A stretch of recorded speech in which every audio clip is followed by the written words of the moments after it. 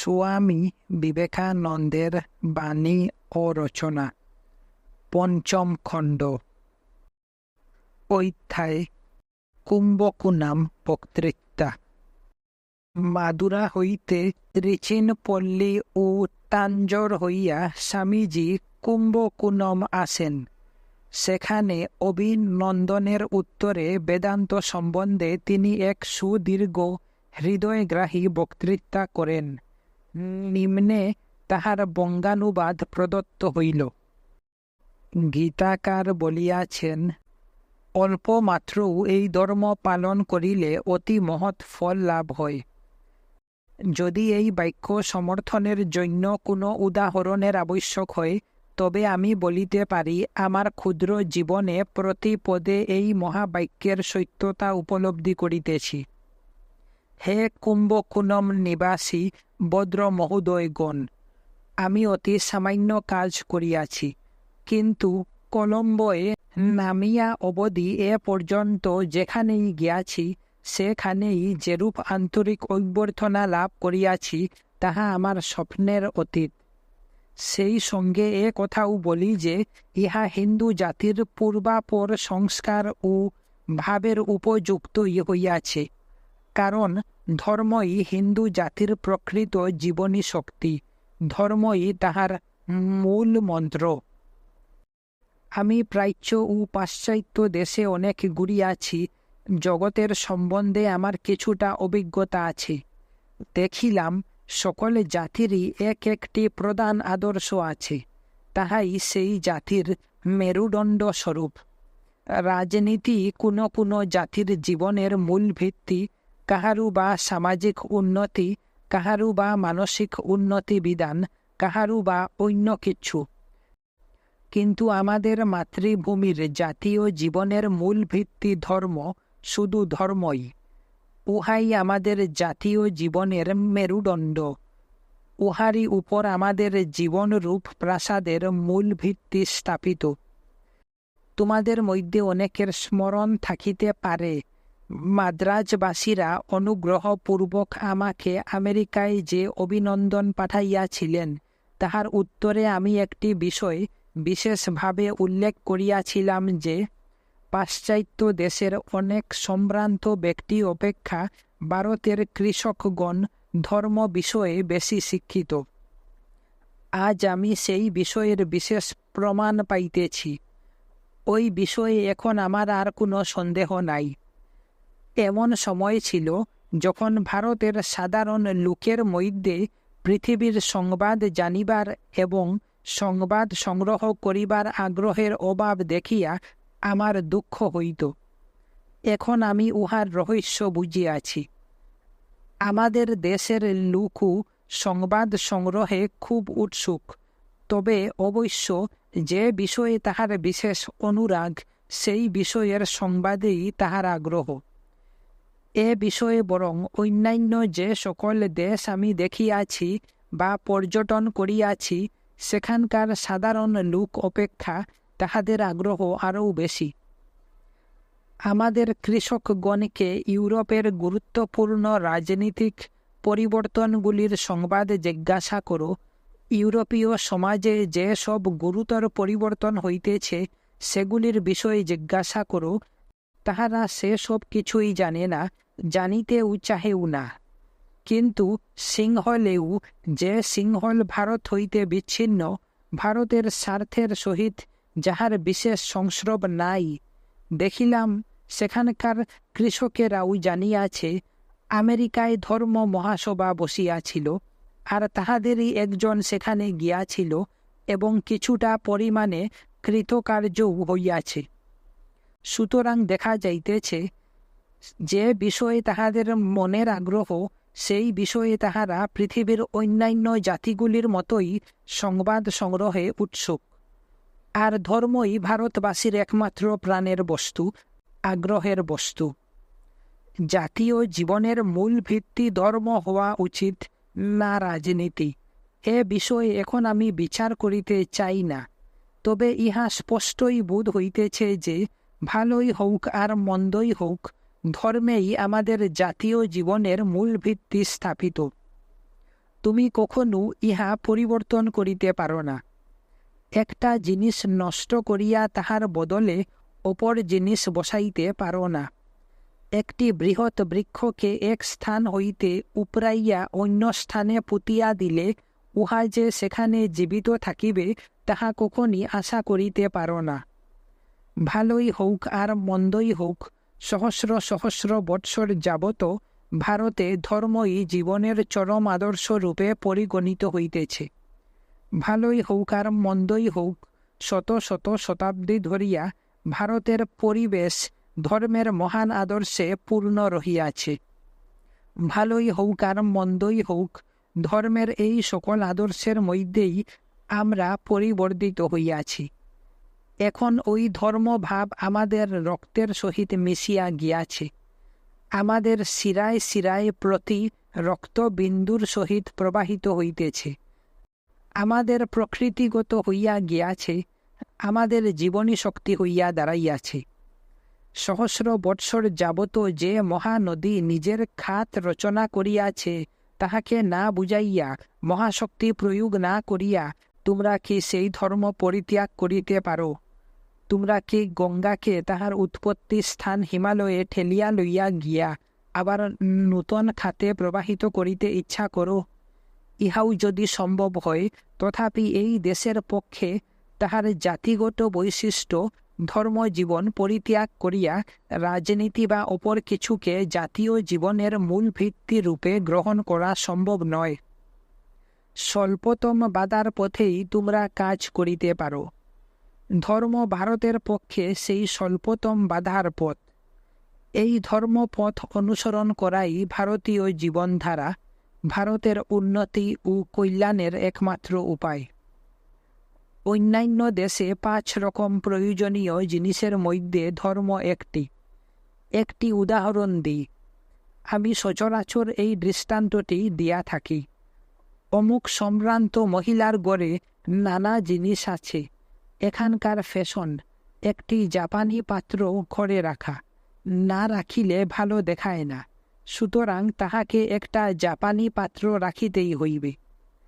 এই রূপ আমাদের কর্তার বা গিন্নির অনেক কাজ, তার মধ্যে একটু ধর্মও চাই, তবেই সর্বাঙ্গ সম্পূর্ণ হইল। এই কারণেই তাহাদের একটু আধটু ধর্ম করা চাই।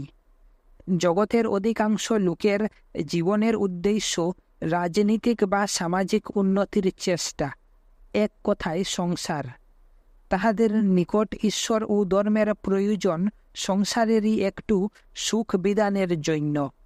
তাহাদের নিকট ঈশ্বরের প্রয়োজন শুধু এইটুকু। তোমরা কি শুনো নাই, গত 200 বৎসর যাবত কতকগুলি অজ্ঞ অথচ পাণ্ডিত্যমান্য ব্যক্তির মুখে ভারতীয় ধর্মের বিরুদ্ধে একমাত্র এই অভিযোগ শোনা যাইতেছে যে এই ধর্ম দ্বারা সাংসারিক সুখ স্বাচ্ছন্দ্য লাভের সুবিধা হয় না, কাঞ্চন লাভ হয় না। উহা সমগ্র জাতিকে দস্যুতে পরিণত করে না, বলবানকে গরিবদের ঘাড়ে পড়িয়া তাহার রক্তপান করিতে সাহায্য করে না। সত্যই আমাদের ধর্ম এরূপ করে না। ইহাতে অন্যান্য জাতির সর্বস্ব লুণ্ঠন ও সর্বনাশ করিবার জন্য পদভরে ভূকম্পকারী সৈন্য প্রেরণের ব্যবস্থা নাই। এতএব তাহারা বলেন, এ ধর্মে কাজ কি? উহা চলতিকালে শস্য যোগাইয়া কাজ আদায় করিতে জানে না, অথবা উহা দ্বারা পেশির শক্তি বর্ধিত হয় না। তবে এ ধর্মে আছে কি? তাহারা স্বপ্নেও ভাবে না যে ওই যুক্তির দ্বারাই আমাদের ধর্মের শ্রেষ্ঠত্ব প্রমাণিত হয়। আমাদের ধর্মে সাংসারিক সুখ হয় না, সুতরাং আমাদের ধর্ম শ্রেষ্ঠ। আমাদের ধর্মই একমাত্র সত্য ধর্ম, কারণ আমাদের ধর্ম এই 2-3 দিনের ক্ষুদ্র ইন্দ্রিয় গ্রাহ্য জগৎকেই জীবনের চরম লক্ষ্য বলে না। এই স্বল্প বিস্তৃত ক্ষুদ্র পৃথিবীতেই আমাদের ধর্মের দৃষ্টি সীমাবদ্ধ নহে। আমাদের ধর্ম এই জগতের সীমার বাহিরে, দূরে, অতি দূরে দৃষ্টি নিক্ষেপ করে। সেই রাজ্য অতীন্দ্রিয়, সেখানে দেশ নাই, কাল নাই, সংসারের কোলাহল হইতে দূরে, অতি দূরে, সেখানে আর সংসারের সুখ দুঃখ স্পর্শ করিতে পারে না। সমগ্র জগৎই সেই মহিমময় ভূমা আত্মরূপ মহাসমুদ্রে বিন্দুতুল্য হইয়া যায়। আমাদের ধর্মই সত্য ধর্ম, কারণ ইহা ব্রহ্ম সত্যং জগৎ মিথ্যাং এই উপদেশ দিয়া থাকে। আমাদের ধর্ম বলে কাঞ্চন লুষ্ট্র বা ধূলির তৈল। তোমরা যতই ক্ষমতা লাভ করো না কেন, সবই ক্ষণিক। এমনকি জীবন ধারণই অনেক সময় বিড়ম্বনা মাত্র। এই জন্যই আমাদের ধর্ম সত্য। আমাদের ধর্মই সত্য ধর্ম, কারণ সর্বোপরি ইহা ত্যাগ শিক্ষা দেয়। শত শত যুগের সঞ্চিত জ্ঞান বলে দণ্ডায়মান হইয়া এই সত্য ধর্ম আমাদের মহাজ্ঞানী প্রাচীন পূর্বপুরুষগণের তুলনায় যাহারা সেদিনের শিশুমাত্র, সেই সকল জাতির নিকট সুদৃঢ় অথচ স্পষ্ট ভাষায় বলিতে থাকে, বালক, তুমি ইন্দ্রিয়ের দাস, কিন্তু ইন্দ্রিয়ের ভোগ অস্থায়ী, বিনাশী উহার পরিণাম। এই 3 দিনের ক্ষণস্থায়ী বিলাসের ফল সর্বনাশ। এতএব ইন্দ্রিয় সুখের বাসনা ত্যাগ করো, ইহাই ধর্ম লাভের উপায়। ত্যাগ আমাদের চরম লক্ষ্য। মুক্তির সুপান ভোগ আমাদের লক্ষ্য নহে। এই জন্য আমাদের ধর্মই একমাত্র সত্য ধর্ম। বিস্ময়ের বিষয়, এক জাতির পর আরও এক জাতি সংসার রঙ্গভূমিতে অবতীর্ণ হইয়া কয়েক মুহূর্ত পরাক্রমের সহিত নিজ নিজ অংশ অভিনয় করিয়াছে, কিন্তু পর মুহূর্তেই তাহাদের মৃত্যু ঘটিয়াছে। কাল সমুদ্রে তাহারা একটি ক্ষুদ্র তরঙ্গও সৃষ্টি করিতে পারে নাই, নিজেদের কিছু চিহ্ন পর্যন্ত রাখিয়া যাইতে পারে নাই। আমরা কিন্তু অনন্তকাল কাক ভূষণ্ডির মতো বাঁচিয়া আছি। আমাদের যে কখন মৃত্যু হইবে তাহার লক্ষণও দেখা যাইতেছে না।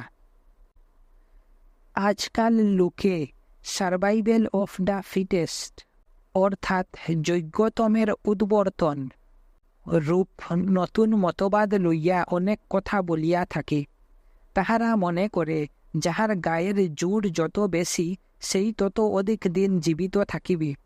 যদি তাহাই সত্য হইত, তবে প্রাচীনকালের যে সকল জাতি কেবল অন্যান্য জাতির সহিত যুদ্ধ বিগ্রহে কাটাইয়াছে, তাহারাই মহাগৌরবের সহিত আজও জীবিত থাকিত, এবং এই দুর্বল হিন্দু জাতি, যাহারা কখনো অপর একটি জাতিকে জয় করে নাই, তাহারা এতদিনে বিনষ্ট হইয়া যাইত।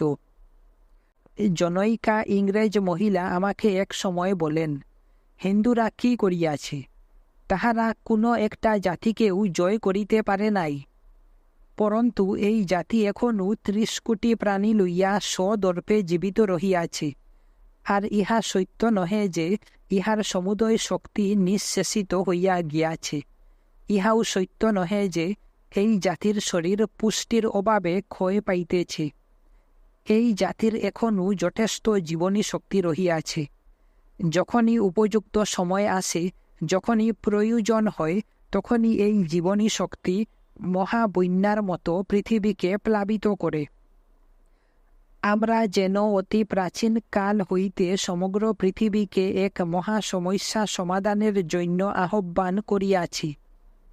পাশ্চাত্য দেশে সকলে চেষ্টা করিতেছে কি রূপে তাহারা জগতের সর্বাপেক্ষা অধিক দ্রব্য সামগ্রীর অধিকারী হইবে। আমরা কিন্তু এখানে আরও এক সমস্যার মীমাংসায় নিযুক্ত। কত অল্প জিনিস লইয়া জীবনযাত্রা নির্বাহ করা যায়। উভয় জাতির মধ্যে এই সংঘর্ষ ও প্রভেদ এখনও কয়েক শতাব্দী ধরিয়া চলিবে। কিন্তু ইতিহাসে যদি কিছুমাত্র সত্য থাকে, যদি বর্তমান লক্ষণসমূহ দেখিয়া ভবিষ্যৎ অনুমান করা বিন্দুমাত্র সম্ভব হয়, তবে বলা যায়, যাহারা স্বল্পের মধ্যে জীবনযাত্রা নির্বাহ করিতে ও কঠোর আত্মসংযম অভ্যাস করিতে চেষ্টা করে, তাহারাই পরিণামে জয়ী হইবে। আর যাহারা ভোগ সুখ ও বিলাসের দিকেই ধাবমান, তাহারা আপাতত যতই তেজস্বী ও বীর্যবান বলিয়া প্রতীয়মান হোক না কেন, পরিণামে সম্পূর্ণরূপে বিনষ্ট হইবে। মনুষ্য জীবনে এমনকি জাতীয় জীবনেও সময়ে সময়ে সংসারের উপর বিতৃষ্ণা অত্যন্ত প্রবল হয়। বোধ হয় সমগ্র পাশ্চাত্য দেশে এইরূপ একটা সংসার বিরক্তির ভাব আসিয়াছে। পাশ্চাত্য দেশে বড় বড় মনীষীগণ ইতিমধ্যেই বুঝিতে পারিয়াছেন যে ঐশ্বর্য সম্পদের জন্য প্রাণপণ চেষ্টা সবই বৃথা। সেখানকার অধিকাংশ শিক্ষিত নরনারী তাহাদের বাণিজ্য প্রদান সভ্যতার এই প্রতিযোগিতায়, এই সংঘর্ষে, এই পাশব ভাবে অতিশয় বিরক্ত হইয়া পড়িয়াছেন। তাহারা আশা করিতেছেন এই অবস্থা পরিবর্তিত হইবে এবং অপেক্ষাকৃত উন্নত অবস্থা আসিতেছে। এক শ্রেণীর লোক আছেন যাহাদের এখনও দৃঢ় ধারণা রাজনীতিক ও সামাজিক পরিবর্তনই ইউরোপের সমুদয় অশুভ প্রতিকারের একমাত্র উপায়। কিন্তু ওই দেশে বড় বড় মনীষীদের মধ্যে অন্য এক আদর্শ বিকাশ লাভ করিতেছে। তাহারা বুঝিতে পারিয়াছেন রাজনীতিক বা সামাজিক পরিবর্তন যতই হোক না কেন, মনুষ্য জীবনের দুঃখ কষ্ট কিছুতেই দূর হইবে না। কেবল আধ্যাত্মিক উন্নতি বিধান করিতে পারিলেই সর্বপ্রকার দুঃখ কষ্ট বুঝিবে। যতই শক্তি প্রয়োগ, শাসন প্রণালীর পরিবর্তন ও আইনের কড়াকড়ি করো না কেন, তাহাতে কোনো জাতির অবস্থা পরিবর্তিত হয় না। আধ্যাত্মিক ও নৈতিক শিক্ষাই অসৎ প্রবৃত্তি পরিবর্তিত করিয়া জাতিকে সৎ পথে চালিত করিতে পারে। এই কারণেই পাশ্চাত্য জাতিগুলি কিছু নতুন ভাব, কোনো নূতন দর্শনের জন্য ব্যগ্র হইয়া পড়িয়াছে। তাহারা যে ধর্ম মানেন, সেই খ্রিস্টান ধর্ম অনেক বিষয়ে মহৎ ও সুন্দর হইলেও উহার মর্ম তাহারা ভালো করিয়া বুঝেন নাই। আর এতদিন তাহারা খ্রিস্টান ধর্মকে যেভাবে বুঝিয়া আসিতেছিলেন, তাহা আর তাহাদের নিকট পর্যাপ্ত বোধ হইতেছে না। পাশ্চাত্য দেশের চিন্তাশীল ব্যক্তিগণ আমাদের প্রাচীন দর্শনসমূহে, বিশেষত বেদান্তেই এতদিন তাহারা যাহা খুঁজিতেছেন, সেই চিন্তা প্রবাহ, সেই আধ্যাত্মিক খাদ্য পানীয়ের সন্ধান পাইতেছেন। আর ইহাতে বিস্ময়ের কিছু নাই। জগতের যত প্রকার ধর্ম আছে, সেগুলির প্রত্যেকটির শ্রেষ্ঠত্ব প্রতিপাদনের জন্য সেই ধর্মাবলম্বীগণ নানাবিধ অপূর্ব যুক্তিজাল বিস্তার করিয়া থাকেন। সে সব শুনিয়া শুনিয়া অভ্যস্ত হইয়া পড়িয়াছি। অতি অল্প দিনের কথা, আমার বিশেষ বন্ধু বেরুজ সাহেব খ্রিস্টান ধর্মই যে একমাত্র সার্বভৌম ধর্ম, ইহা প্রমাণ করিতে বিশেষ চেষ্টা করেন। আপনারা তাহা নিশ্চয়ই শুনিয়াছেন। এখন বাস্তবিক সার্বভৌম ধর্ম কোনটি হইতে পারে, তাহা বিচার করিয়া দেখা যাক। আমার ধারণা বেদান্ত, কেবল বেদান্তই সার্বভৌম ধর্ম হইতে পারে, আর কোনো ধর্মই নয়। আমি আপনাদের নিকট আমার এই বিশ্বাসের যুক্তি পরম্পরা উপস্থাপিত করিব। আমাদের ধর্ম ব্যতীত পৃথিবীর প্রধান প্রায় সকল ধর্মই তাহাদের নিজ নিজ প্রবর্তক মহাপুরুষের জীবনের সহিত অচ্ছেদ্যভাবে জড়িত। সেই সকল ধর্মের মত, শিক্ষা, নীতিতত্ত্ব প্রভৃতি সেই মহাপুরুষের জীবনের সহিত অচ্ছেদ্যভাবে জড়িত। তাহাদের বাক্য বলিয়াই সেই মতাদির প্রামাণ্য, তাহাদের বাক্য বলিয়াই সেইগুলি সত্য, তাহাদের বাক্য বলিয়াই ওই উপদেশগুলি লোকের মনে এরূপ প্রভাব বিস্তার করিয়া থাকে। আর আশ্চর্যের বিষয়, ধর্ম প্রবর্তকদের ঐতিহাসিকতার উপরই যেন সেই সকল ধর্মের সব কিছুর ভিত্তি স্থাপিত। যদি তাহাদের জীবনের ঐতিহাসিকতায় কিছুমাত্র আঘাত করা যায়, যদি তাহাদের তথাকথিত ঐতিহাসিকতার ভিত্তি একবার ভাঙ্গিয়া দেওয়া যায়, তবে সমুদয় ধর্ম প্রাসাদটি একেবারে বিধ্বস্ত হইয়া পড়িবে। পুনরুদ্ধারের আর কোনো সম্ভাবনা থাকিবে না। বাস্তবিক বর্তমানকালে তথাকথিত প্রায় সকল ধর্ম প্রবর্তকের জীবন সম্বন্ধে তাহাই ঘটিতেছে। আমরা জানি তাহাদের জীবনের অর্ধেক ঘটনা লোকে ঠিক বিশ্বাস করে না, আর বাকি অর্ধেকও সন্দেহ করে। আমাদের ধর্ম ব্যতীত জগতের অন্যান্য সকল বড় বড় ধর্মই এইরূপ ঐতিহাসিক জীবনের উপর প্রতিষ্ঠিত। আমাদের ধর্ম কিন্তু কতকগুলি তত্ত্বের উপর প্রতিষ্ঠিত। কোনো পুরুষ বা নারী নিজেকে বেদের প্রনেতা বলিয়া দাবি করিতে পারেন না। বেদে সনাতন তত্ত্বসমূহ লিপিবদ্ধ হইয়াছে, ঋষিগণ উহার আবিষ্কর্তা মাত্র। স্থানে স্থানে এই ঋষিগণের নামের উল্লেখ আছে বটে, কিন্তু সেগুলি নাম মাত্র। তাহারা কে ছিলেন, কি করিতেন, তাহাও আমরা জানি না। অনেক স্থলে তাহাদের পিতা কে ছিলেন তাহাও জানা যায় না, আর প্রায় সকলেরই জন্মস্থান ও জন্মকাল আমাদের অজ্ঞাত। বাস্তবিক এই ঋষিগণ নামের আকাঙ্ক্ষা করিতেন না। তাহারা সনাতন তত্ত্বসমূহের প্রচারক ছিলেন এবং নিজেরা জীবনে সেই সকল তত্ত্ব উপলব্ধি করিয়া আদর্শ জীবন যাপন করিবার চেষ্টা করিতেন। আবার যেমন আমাদের ঈশ্বর নির্গুণ অথচ সগুণ, সেই রূপ আমাদের ধর্মও কোনো ব্যক্তি বিশেষের উপর নির্ভর করে না, অথচ ইহাতে অনন্ত অবতার ও অসংখ্য মহাপুরুষের স্থান হইতে পারে। আমাদের ধর্মে যত অবতার মহাপুরুষ ঋষি আছেন, আর কোন ধর্মে এত আছেন? শুধু তাহাই নহে, আমাদের ধর্ম বলে বর্তমানে ও ভবিষ্যতে আরও অনেক অবতার মহাপুরুষের অবুদ্ধয় হইবে। ভাগবতে আছে, অবতারা অসংখ্যা। সুতরাং এই ধর্মে নূতন নূতন ধর্ম প্রবর্তক, অবতার ইত্যাদিকে গ্রহণ করিতে কোনো বাধা নাই। এই হেতু ভারতের ধর্ম ইতিহাসে যে সকল অবতার ও মহাপুরুষের বিষয় বর্ণিত আছে, যদি প্রমাণিত হয় যে তাহারা ঐতিহাসিক নন, তাহা হইলেও আমাদের ধর্ম বিন্দুমাত্র আঘাত পাইবে না। উহা পূর্বের মতোই দৃঢ় থাকিবে, কারণ কোনো ব্যক্তিবিশেষের উপর এই ধর্ম প্রতিষ্ঠিত নয়। সনাতন সত্যসমূহের উপরই ইহা স্থাপিত। পৃথিবীর সকল লোককে জোর করিয়া কোনো ব্যক্তিবিশেষকে মানাইবার চেষ্টা করা বৃথা।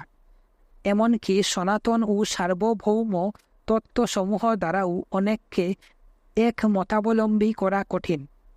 তবে যদি কখনো পৃথিবীর অধিকাংশ লোককে ধর্ম সম্বন্ধে এক মতাবলম্বী করা সম্ভব হয়, তবে কোনো ব্যক্তিবিশেষকে সকলে মানুক এরূপ চেষ্টা করিলে তাহা হইবে না, বরং সনাতন তত্ত্বসমূহে বিশ্বাসী হইয়া অনেকের এক মতাবলম্বী হওয়া সম্ভব। অথচ আমাদের ধর্ম ব্যক্তিবিশেষের কথার প্রামাণ্য ও প্রভাব সম্পূর্ণরূপেই স্বীকার করিয়া থাকে, এ বিষয়ে আমি পূর্বেই বলিয়াছি। ইষ্ট নিষ্ঠা রূপ যে অপূর্ব মত আমাদের দেশে প্রচলিত, তাহাতে এই অসংখ্য অবতারের মধ্যে যাহাকে ইচ্ছা আদর্শ করিতে সকলকে সম্পূর্ণ স্বাধীনতা দেওয়া হয়। যে কোনো অবতারকে তোমার জীবনের আদর্শ রূপে ও বিশেষ উপাস্য রূপে গ্রহণ করিতে পারো, এমনকি তাহাকে সকল অবতারের মধ্যে শ্রেষ্ঠও মনে করিতে পারো, তাহাতে কোনো ক্ষতি নাই। কিন্তু সনাতন তত্ত্বসমূহই যেন তোমার ধর্ম সাধনের মূল ভিত্তি হয়। এই বিষয়টির বিশেষভাবে লক্ষ্য করিলে আশ্চর্য হইবে, যে কোনো অবতারই হউন না কেন, বৈদিক সনাতন তত্ত্বসমূহের জীবন্ত উদাহরণস্বরূপ বলিয়াই তিনি আমাদের মান্য। শ্রীকৃষ্ণের মাহাত্ম্য এই যে তিনি সনাতন ধর্মের শ্রেষ্ঠ প্রচারক এবং বেদান্তের সর্বোৎকৃষ্ট ব্যাখ্যাতা। পৃথিবীর সকলেরই বেদান্তের চর্চা করা কেন উচিত, তাহার প্রথম কারণ এই যে বেদান্তই একমাত্র সার্বভৌম ধর্ম। দ্বিতীয় কারণ, জগতে যত শাস্ত্র আছে তন্মধ্যে কেবল বেদান্তের উপদেশের সহিত বহি প্রকৃতির বৈজ্ঞানিক অনুসন্ধানে লব্ধ জ্ঞানের পূর্ণ সামঞ্জস্য আছে। অতি প্রাচীনকালে আকৃতি, বংশ ও ভাবের দিক হইতে সমতুল্য দুইটি বিভিন্ন জাতি বিভিন্ন পথে জগতের তত্ত্বানুসন্ধানে প্রবৃত্ত হইয়াছিল। আমি প্রাচীন হিন্দু ও প্রাচীন গ্রিক জাতির কথা বলিতেছি। সে সুক্ত জাতি বাহ্য জগতের বিশ্লেষণ করিয়া সেই চরম লক্ষ্যের অনুসন্ধানে প্রবৃত্ত হইয়াছিল এবং প্রথমোক্ত জাতি অগ্রসর হইয়াছিল অন্তর্জগৎ বিশ্লেষণ করিয়া। ইতিহাসে তাহাদের বৈচিত্র্যপূর্ণ উত্থান পতনের অবস্থা আলোচনা করিলে দেখা যায়, এই দুই ভিন্ন প্রকার চিন্তা প্রণালী সেই সুদূর চরম লক্ষ্যের একই প্রকার প্রতিধ্বনি তুলিয়াছে। ইহাতে স্পষ্টই প্রতীয়মান হয় যে কেবল বেদান্তই, যাহারা নিজেদের হিন্দু বলিয়া পরিচয় দিয়া থাকে, তাহাদের ধর্মের সহিত সামঞ্জস্য করিয়া আধুনিক জড় বিজ্ঞানের সিদ্ধান্তসমূহ গ্রহণ করিতে পারে। ইহাতে বেশ স্পষ্টই প্রতীয়মান হয় যে বর্তমান জড়বাদ নিজের সিদ্ধান্তগুলি পরিত্যাগ না করিয়া বেদান্তের সিদ্ধান্তসমূহ গ্রহণ করিলেই আধ্যাত্মিকতার দিকে অগ্রসর হইতে পারে। আমাদের নিকট এবং যাহারা এই বিষয়ের বিশেষ আলোচনা করিয়াছেন, তাহাদেরও নিকট ইহা স্পষ্টই বোধ হইতেছে যে আধুনিক বিজ্ঞান যে সকল সিদ্ধান্তে উপনীত হইতেছে, বেদান্ত অনেক শতাব্দী পূর্বেই সেই সকল সিদ্ধান্তে উপনীত হইয়াছিল। কেবল আধুনিক বিজ্ঞানে সেগুলি জড়ের ভাষায় জড় বলিয়া উল্লিখিত হইতেছে মাত্র। আধুনিক পাশ্চাত্য জাতিগণের পক্ষে বেদান্ত আলোচনার দ্বিতীয় হেতু ইহার অদ্ভুত যুক্তিসিদ্ধতা। আমাকে পাশ্চাত্য দেশের অনেক শ্রেষ্ঠ বৈজ্ঞানিক বলিয়াছেন, বেদান্তের সিদ্ধান্তগুলি অপূর্ব যুক্তিপূর্ণ। আমার সহিত ইহাদের একজনের বিশেষ পরিচয় আছে। এদিকে তাহার খাইবার বা গবেষণাগার হইতে বাহিরে যাইবার অবকাশ নাই, অথচ তিনি ঘণ্টার পর ঘণ্টা আমার বেদান্ত বিষয়ক বক্তৃতা শুনিতেছেন। কারণ জিজ্ঞাসা করিলে তিনি বলেন, বেদান্ত সিদ্ধান্তগুলি এত দূর বিজ্ঞানসম্মত, বর্তমান যুগের অভাব ও আকাঙ্ক্ষাগুলি বেদান্ত এত সুন্দরভাবে পূরণ করিয়া থাকে, আর আধুনিক বিজ্ঞান ক্রমশ যে সকল সিদ্ধান্তে উপনীত হইতেছে, সেগুলির সহিত বেদান্তের এত সামঞ্জস্য যে আমি ইহার প্রতি আকৃষ্ট না হইয়া থাকিতে পারি না। ধর্মগুলির তুলনামূলক সমালোচনা করিয়া দুইটি বৈজ্ঞানিক সিদ্ধান্ত পাওয়া যায়। সেই দুটির প্রতি আপনাদের মনোযোগ আকর্ষণ করিতে ইচ্ছা করি। প্রথম তত্ত্বটি এই, সকল ধর্মই সত্য, আর দ্বিতীয়টি, জগতের সকল বস্তু আপাত দৃষ্টিতে বিভিন্ন বলিয়া মনে হইলেও সবই এক বস্তুর বিকাশ মাত্র। বেবিলনীয় ও ইয়াহুদীদের ধর্ম ইতিহাস আলোচনা করিলে আমরা একটি বিশেষ ব্যাপার লক্ষ্য করিয়া থাকি। আমরা দেখিতে পাই, বেবিলনীয় ও ইয়াহুদী জাতির মধ্যে নানা ক্ষুদ্র ক্ষুদ্র শাখা ও প্রত্যেকের পৃথক পৃথক দেবতা ছিল।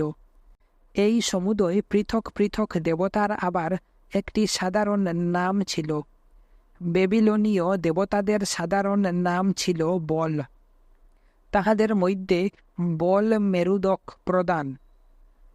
কালে এই একটি শাখা সেই জাতির অন্তর্গত অন্যান্য শাখাগুলিকে জয় করিয়া নিজের সহিত মিশাইয়া লয়। ইহার স্বাভাবিক ফল এই হয় যে বিজেতা জাতির দেবতা অন্যান্য শাখা জাতির দেবতাগুলির উপরে শীর্ষস্থান অধিকার করে। সেমাইট জাতি যে তথাকথিত একেশ্বরবাদ লইয়া গৌরব করিয়া থাকে, তাহা এই রূপেই সৃষ্ট হইয়াছে। ইয়াহুদী জাতির দেবতাদের সাধারণ নাম ছিল মূলক। ইহাদের মধ্যে ইসরায়েল জাতির দেবতার নাম ছিল মূলক ইয়াবা। এই ইসরায়েল জাতি ক্রমশ উহার সমশ্রেণীস্থ অন্যান্য কতকগুলি জাতিকে জয় করিয়া নিজেদের মূলককে অন্যান্য মূলকগণের অপেক্ষা বড় ও প্রধান বলিয়া ঘোষণা করিল। এই রূপ ধর্মযুদ্ধে যে পরিণাম রক্তপাত ও পাশবিক অত্যাচার হইয়াছিল, তাহা আপনারা অনেকেই জানেন। পরবর্তীকালে বেবিলনীয়েরা মূলক ইয়াবার এই প্রাধান্য লোপ করিতে চেষ্টা করিয়াছিল, কিন্তু কৃতকার্য হয় নাই। আমার বোধ হয় ধর্ম বিষয়ে পৃথক পৃথক জাতির প্রাধান্য লাভের চেষ্টা ভারতের সীমান্ত প্রদেশেও ঘটিয়াছিল। এখানেও সম্ভবত আর্য জাতির বিভিন্ন শাখা পরস্পরের পৃথক পৃথক দেবতার প্রাধান্য প্রতিষ্ঠা করিতে চেষ্টা করিয়াছিল।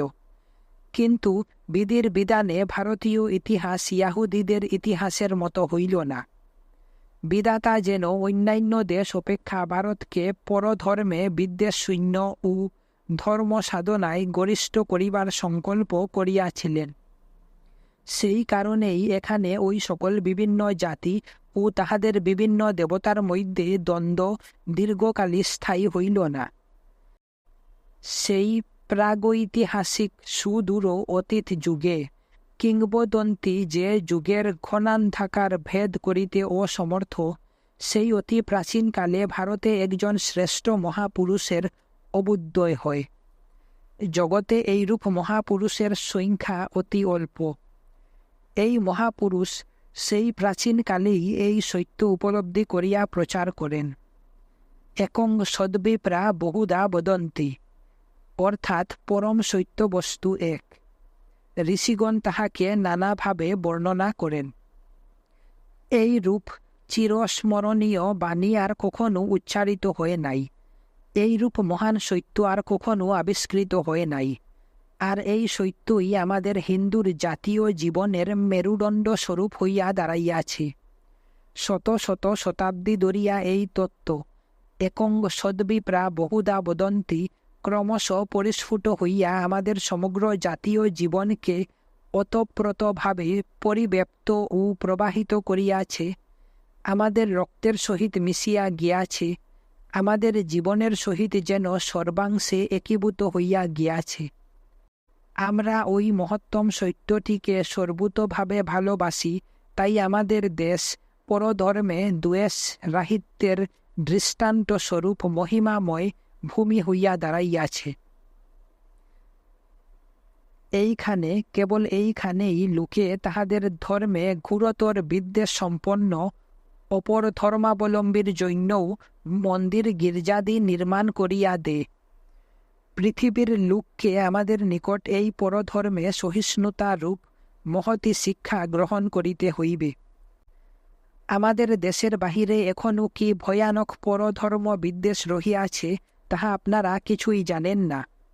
পরধর্ম বিদ্বেষ অনেক স্থানে এরূপ প্রবল যে অনেক সময়ে মনে হইয়াছে আমাকে হয়তো বিদেশে হার কোখানা রাখিয়া যাইতে হইবে।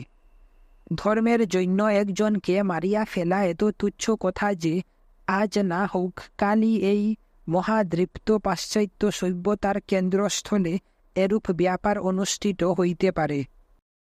পাশ্চাত্য দেশে কেহ প্রতিষ্ঠিত ধর্মের বিরুদ্ধে কিছু বলিতে সাহস করিলে তাহাকে সমাজচ্যুতি ও তাহার আনুষঙ্গিক যত প্রকার গুরুতর নির্যাতন সবই সহ্য করিতে হয়। আপনারাও যদি আমার মতো পাশ্চাত্য দেশে গিয়া কিছুদিন বাস করেন, তবে জানিতে পারিবেন যে এখানে পাশ্চাত্যের লোকেরা খুব সহজে স্বচ্ছন্দে আমাদের জাতিভেদের বিরুদ্ধে নানা কথা বলিয়া থাকে, কিন্তু সেখানকার বড় বড় অধ্যাপকেরা পর্যন্ত যাহাদের কথা আপনারা এখানে খুব শুনিতে পান, তাহারাও অত্যন্ত ভীরু এবং ধর্ম সম্বন্ধে তাহারা যাহা সত্য বলিয়া বিশ্বাস করেন, সাধারণের সমালোচনার ভয়ে তাহার শতাংশের একাংশও মুখে ফুটিয়া বলিতে সাহস করেন না। এই কারণেই পৃথিবীকে এই পরধর্ম সহিষ্ণুতা রূপ মহান সত্য শিক্ষা করিতে হইবে। আধুনিক সভ্যতার ভিতরে এই ভাব প্রবেশ করিলে বিশেষ কল্যাণ হইবে। বাস্তবিকই এইভাবে ভাবিত না হইলে কোনো সভ্যতাই অধিক দিন স্থায়ী হইতে পারে না। গোঁড়ামি, রক্তপাত, পাশব অত্যাচার যতদিন না এগুলি বন্ধ হয়, ততদিন সভ্যতার বিকাশই হইতে পারে না। যতদিন না আমরা পরস্পরের প্রতি মৈত্রী সম্পন্ন হই, ততদিন কোনো রূপ সভ্যতাই মাথা তুলিতে পারে না। আর এই মৈত্রীভাব বিকাশের প্রথম সোপান পরস্পরের ধর্ম বিশ্বাসের উপর সহানুভূতি প্রকাশ করা। শুধু তাহাই নহে, প্রকৃতপক্ষে এই ভাব হৃদয়ে দৃঢ়ভাবে মুদ্রিত করিতে হইলে পরস্পরের প্রতি শুধু মৈত্রীভাবাপন্ন হইলেই চলিবে না। পরস্পরের ধর্মমত ও বিশ্বাস যতই পৃথক হোক না কেন, পরস্পরকে সকল বিষয়ে বিশেষভাবে সাহায্য করিতে হইবে। আমরা ভারতে ঠিক তাহাই করিয়া থাকি। এইমাত্র আপনাদিগকে আমি সে কথা বলিয়াছি। এই ভারতেই কেবল হিন্দুরা খ্রিস্টানদের জন্য চার্চ ও মুসলমানদের জন্য মসজিদ নির্মাণ করিয়াছে এবং এখনও করিতেছে। এই রূপই করিতে হইবে। তাহারা আমাদিগকে যতই ঘৃণা করুক, তাহারা যতই পাশব ভাব প্রকাশ করুক, তাহারা যতই নিষ্ঠুর হোক ও অত্যাচার করুক, তাহারা সচরাচর যেমন করিয়া থাকে, সেইরূপ আমাদের প্রতি যতই কুৎসিত ভাষার প্রয়োগ করুক, আমরা ওই খ্রিস্টানদের জন্য গির্জা ও মুসলমানদের জন্য মসজিদ নির্মাণ করিতে বিরত হইব না, যতদিন পর্যন্ত না প্রেম বলে উহাদিগকে জয় করিতে পারি। যতদিন পর্যন্ত না আমরা জগতের সমক্ষে প্রমাণ করিতে পারি যে ঘৃণা ও বিদ্বেষ পরায়ণ জাতি কখনো দীর্ঘ জীবন লাভ করিতে পারে না, ভালোবাসার বলেই জাতীয় জীবন স্থায়ী হইতে পারে, কেবল পশুত্ব ও শারীরিক শক্তি কখনো জয়লাভ করিতে পারে না, শান্ত স্বভাবই জীবন সংগ্রামে জয়ী হয়ে সফল হয়। পৃথিবীকে, ইউরোপ ও সমগ্র জগতের চিন্তাশীল ব্যক্তিগণকে আমাদের আরও একটি মহত্তত্ত্ব শিক্ষা দিতে হইবে।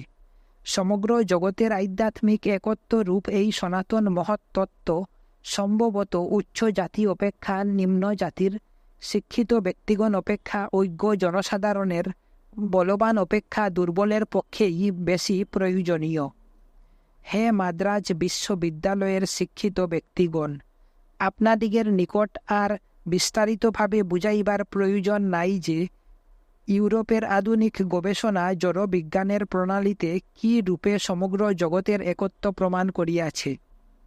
পদার্থবিজ্ঞানের দৃষ্টিতে তুমি আমি সূর্য চন্দ্র তারা প্রভৃতি সবই অনন্ত জড় সমুদ্রে ক্ষুদ্র ক্ষুদ্র তরঙ্গস্বরূপ।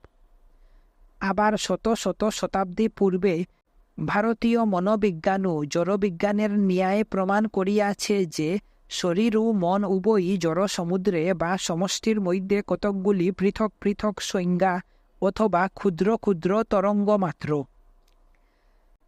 আবার আরও এক পদ অগ্রসর হইয়া বেদান্তে দেখানো হইয়াছে, এই আপাত প্রতীয়মান জগৎ প্রপঞ্চের একত্বভাবেরও পশ্চাতে যে যথার্থ আত্মা রহিয়াছেন, তিনিও এক। জগৎ ব্রহ্মাণ্ড জুড়িয়া একমাত্র আত্মাই রহিয়াছেন, সবই সেই এক সত্তামাত্র।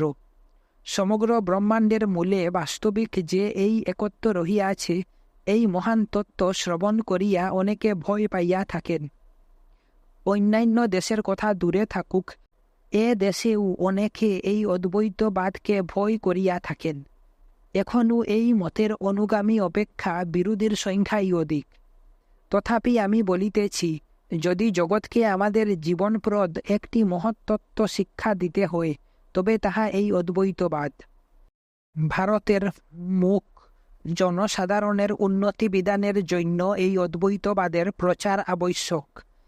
এই অদ্বৈতবাদ কার্যে পরিণত না হইলে আমাদের এই মাতৃভূমির পুনরুজ্জীবনের আর উপায় নাই।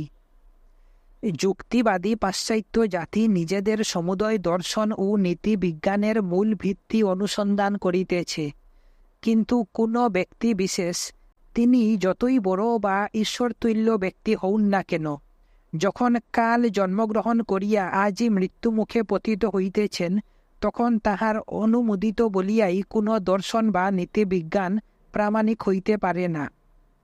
দর্শন বা নীতির প্রমাণের শুধু এই কারণ নির্দেশ করিলে তাহা কখনো উচ্চ শ্রেণীর চিন্তাশীল ব্যক্তিগণের গ্রহণযোগ্য হইতে পারে না।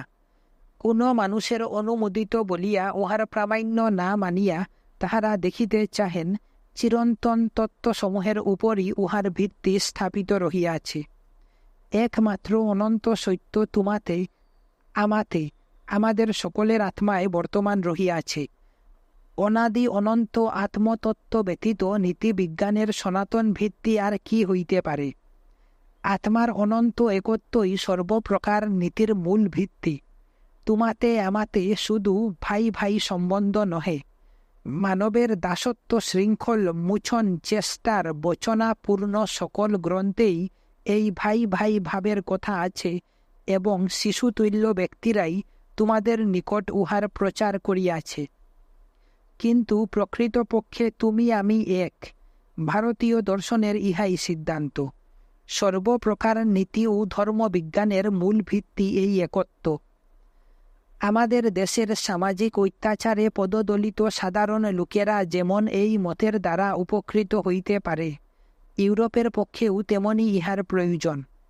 বাস্তবিক পক্ষে ইংল্যান্ড, জার্মানি, ফ্রান্স ও আমেরিকায় আজকাল যেভাবে রাজনীতিক ও সামাজিক উন্নতি বিধানের চেষ্টা হইতেছে, তাহাতে স্পষ্টই বোধ হয় অজ্ঞাতসারে এখনই তাহারা এই মহান তত্ত্বকে সকল উন্নতির মূল ভিত্তি রূপে গ্রহণ করিতেছে। আর হে বন্ধুগণ, আপনারা ইহাও লক্ষ্য করিবেন যে সাহিত্যের মধ্যে যেখানে মানুষের স্বাধীনতা, অনন্ত স্বাধীনতার চেষ্টা অভিব্যক্ত, সেখানেই ভারতীয় বৈদান্তিক আদর্শসমূহ পরিস্ফুট। কোনো কোনো ক্ষেত্রে লেখকগণ তাহাদের প্রচারিত ভাবসমূহের মূল উৎস সম্বন্ধে ঐক্য, কোনো কোনো স্থলে তাহারা নিজ দিগকে মৌলিক গবেষণাশীল বলিয়া প্রমাণ করিতে সচেষ্ট। কিন্তু কেহ কেহ আবার নির্ভয়ে কৃতজ্ঞ হৃদয়ে কোথা হইতে তাহারা ওই সকল তত্ত্ব পাইয়াছেন তাহা উল্লেখ করিয়া বেদান্তের নিকটে ঋণ স্বীকার করিয়া গিয়াছেন। বন্ধুগণ, আমেরিকায় আমি অদ্বৈতবাদী অধিক প্রচার করিতেছি, দ্বৈতবাদ প্রচার করিতেছি না। একবার এইরূপ অভিযোগ শুনিয়াছিলাম। দ্বৈতবাদের প্রেম ভক্তি ও উপাসনায় যে কি অসীম আনন্দ লাভ হয় তাহা আমি জানি।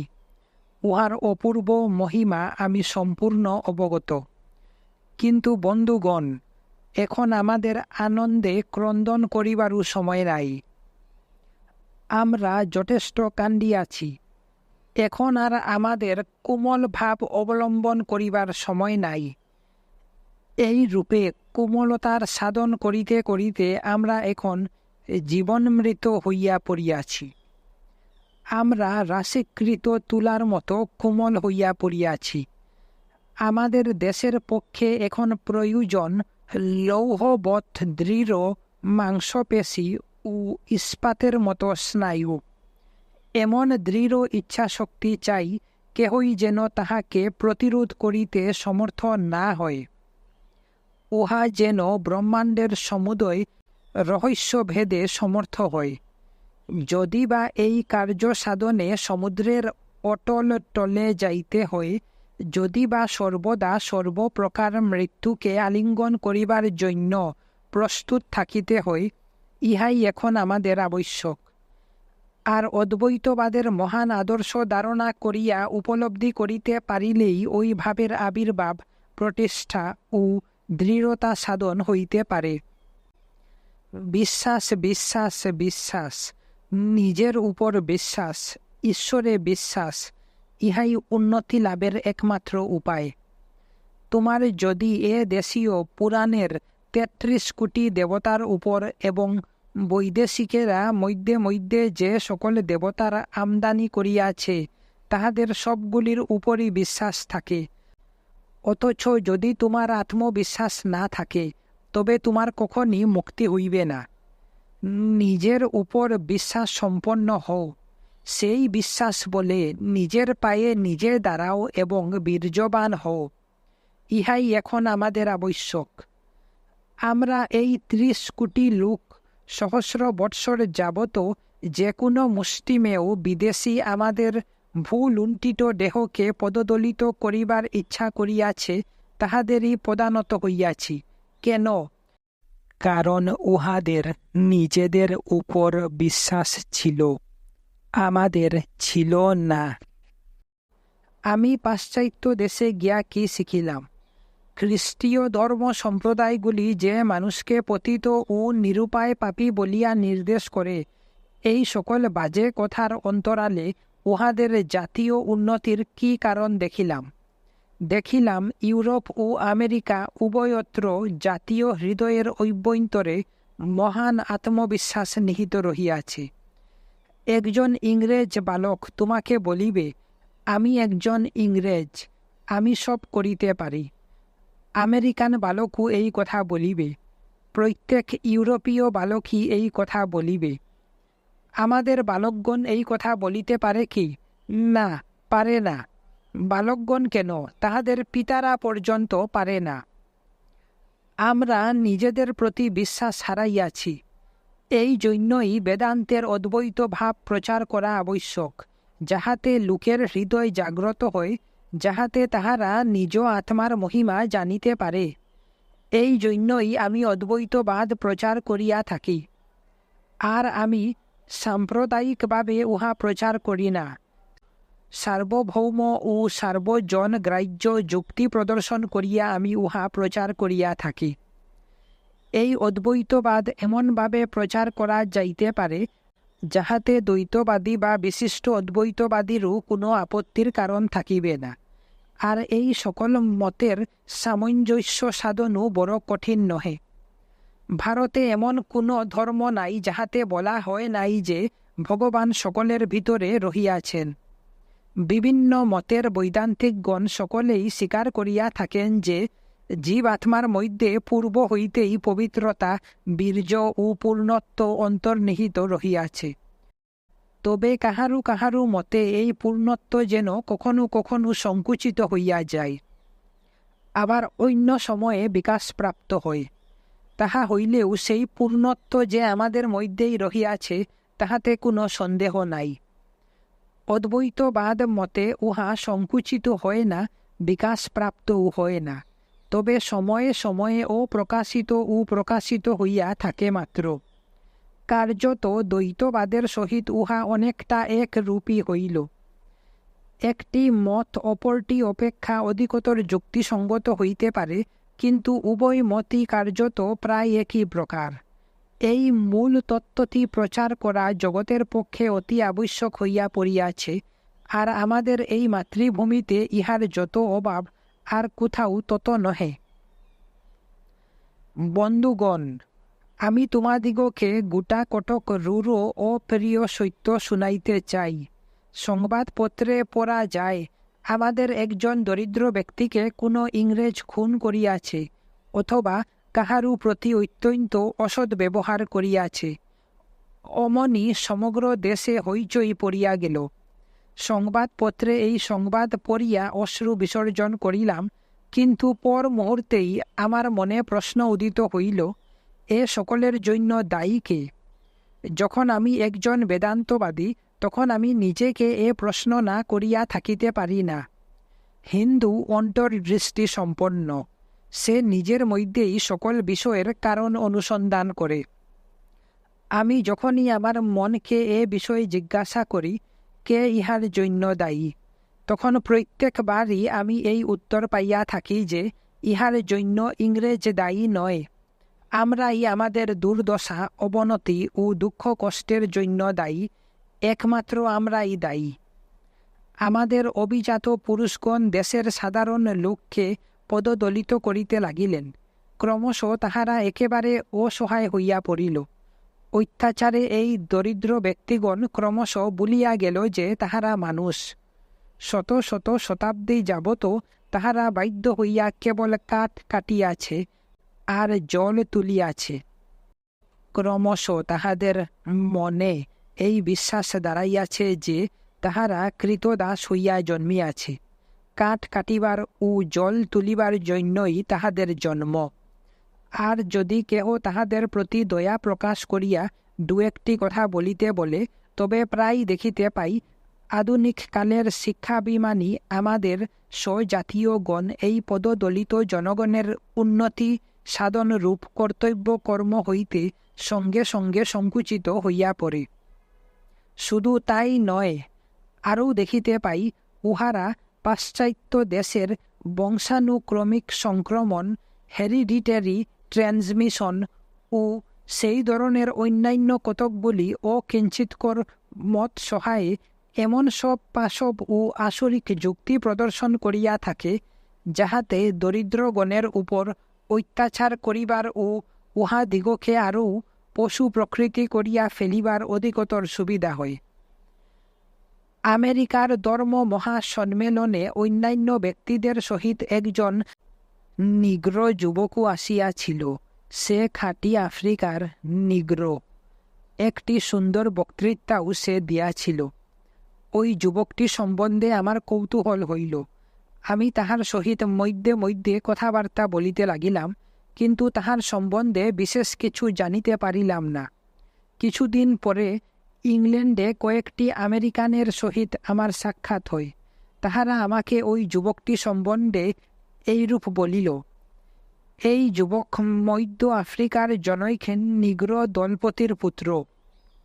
কোনো কারণে অপর একজন দলপতি ইহার পিতার প্রতি অতিশয় ক্রুদ্ধ হয় এবং তাহাকে ও তাহার স্ত্রীকে হত্যা করিয়া তাহাদের মাংস রান্ধিয়া খাইয়া ফেলে।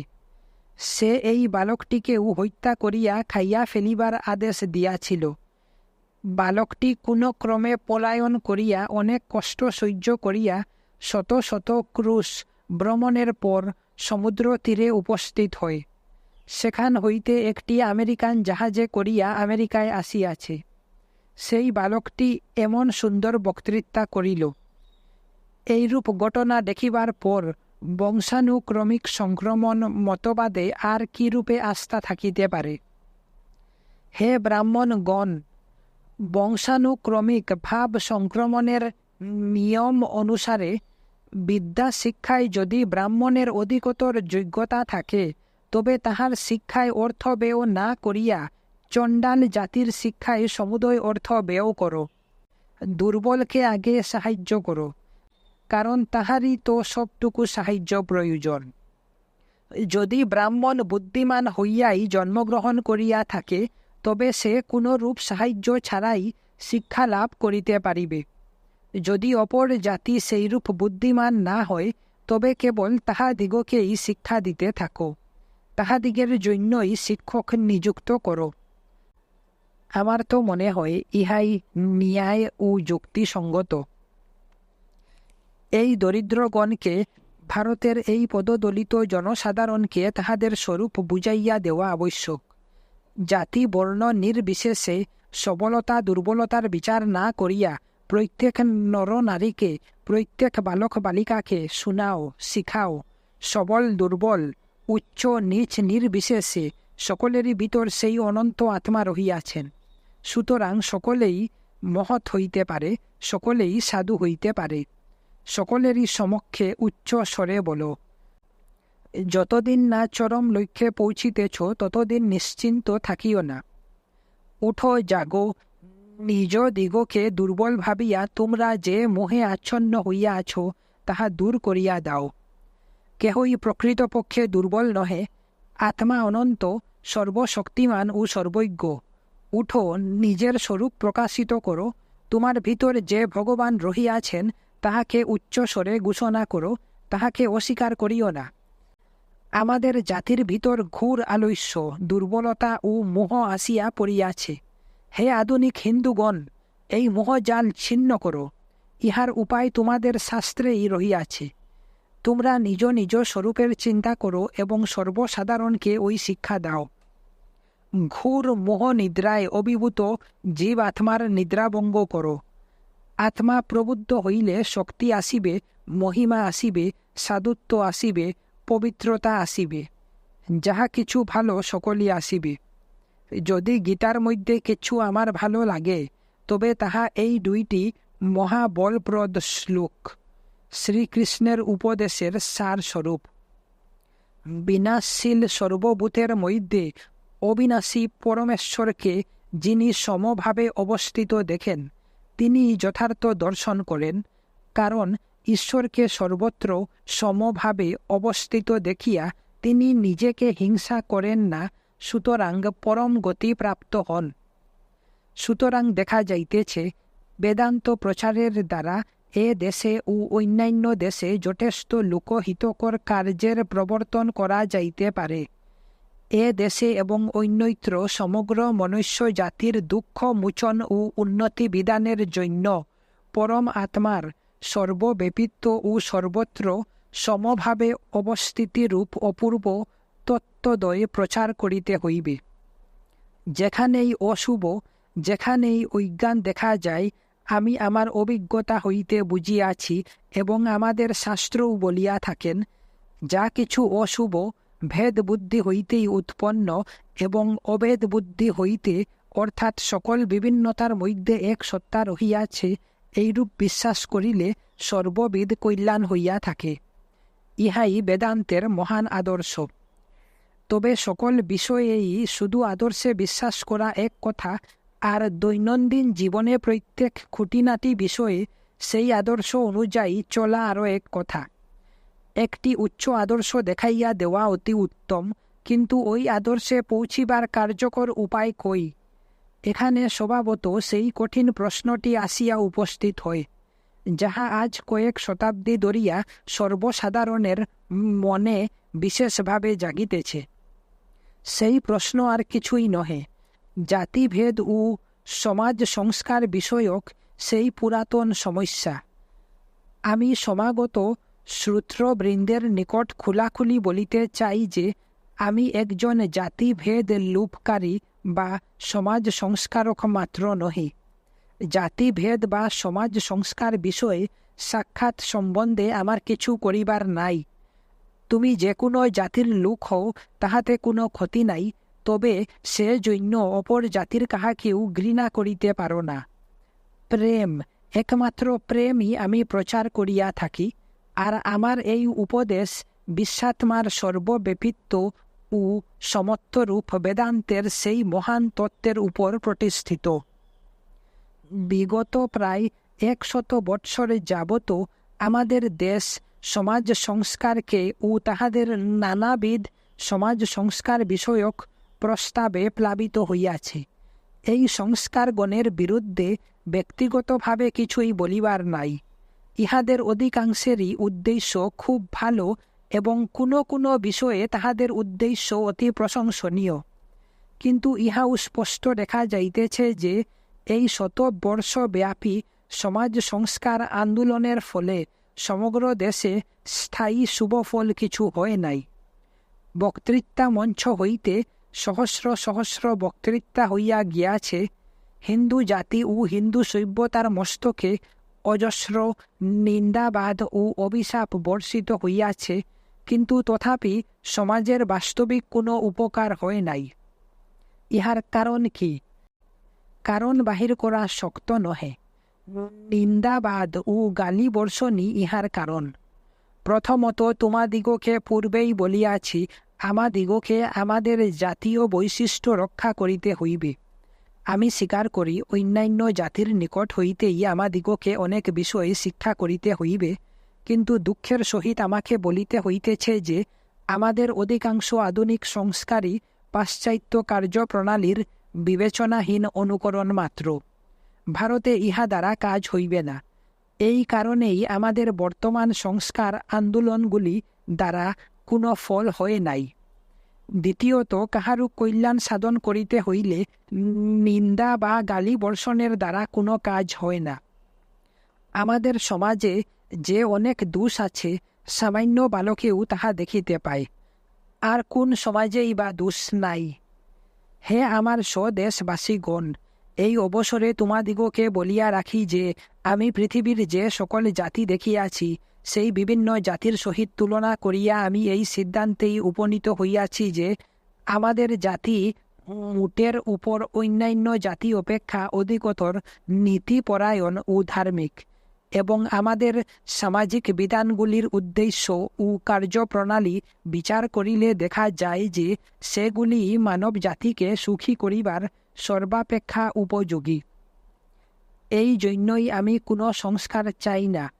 আমার আদর্শ জাতীয় আদর্শে সমাজের উন্নতি, বিস্তৃতি ও পরিণতি। যখন আমি আমার দেশের প্রাচীন ইতিহাস পর্যালোচনা করি, তখন সমগ্র পৃথিবীতে এমন আরও একটি দেশ দেখিতে পাই না যাহা মানব মনের উন্নতির জন্য এত অধিক কাজ করিয়াছে। এই কারণেই আমি আমার জাতিকে কোনো রূপ নিন্দা করি না বা গালি দিই না। আমি বলি, যাহা করিয়াছ বেশ হইয়াছে, আরও ভালো করিবার চেষ্টা করো। এ দেশে প্রাচীনকালে অনেক বড় বড় কাজ করা হইয়াছে, কিন্তু আরও বড় বড় কাজ করিবার এখনও যথেষ্ট সময় ও অবকাশ রহিয়াছে। তোমরা নিশ্চয়ই জানো, আমরা নিষ্ক্রিয় হইয়া বসিয়া থাকিতে পারি না। যদি এক স্থানে বসিয়া থাকি, তবে আমাদের মৃত্যু অনিবার্য। আমাদিগকে হয় সম্মুখে নয় পশ্চাতে যাইতে হইবে। হয় আমাদিগকে উন্নতি সাধন করিতে হইবে, নতুবা আমাদের অবনতি হইবে। আমাদের পূর্বপুরুষগণ প্রাচীনকালে বড় বড় কাজ করিয়াছিলেন, কিন্তু আমাদিগকে তাহার অপেক্ষা উচ্চতর জীবনের বিকাশ করিতে হইবে এবং তাহাদের অপেক্ষা মহত্তর কর্মের দিকে অগ্রসর হইতে হইবে। এখন পশ্চাতে হটিয়া গিয়া অবনত হওয়া কিরূপ সম্ভব? তাহা হইতেই পারে না, তাহা কখনো হইতে দেওয়া হইবে না। পশ্চাতে হটিলে জাতির অধঃপতন ও মৃত্যু হইবে। এতএব অগ্রসর হও এবং মহত্তর কর্মসমূহের অনুষ্ঠান করো। ইহাই তোমাদের নিকট আমার বক্তব্য। আমি কোনো রূপ সাময়িক সমাজ সংস্কারের প্রচারক নহি। আমি সমাজের বিশেষ কোনো অমঙ্গলের প্রতিকার করিবার চেষ্টা করিতেছি না। আমি বলিতেছি, তোমরা অগ্রসর হও এবং আমাদের পূর্বপুরুষগণ সমগ্র মানব জাতির উন্নতির জন্য যে সর্বাঙ্গ সুন্দর প্রণালীর উদ্ভাবন করিয়া গিয়াছেন, সেই প্রণালী অবলম্বন করিয়া তাহাদের উদ্দেশ্য নিখুঁতভাবে কার্যে পরিণত করো। তোমাদের নিকট আমার কেবল ইহাই বক্তব্য যে, তোমরা সমগ্র মনুষ্য জাতির একত্ব ও মানবের অন্তর্নিহিত দেবত্ব, এই বৈদান্তিক আদর্শ উত্তর অধিকতর উপলব্ধি করিতে থাকো।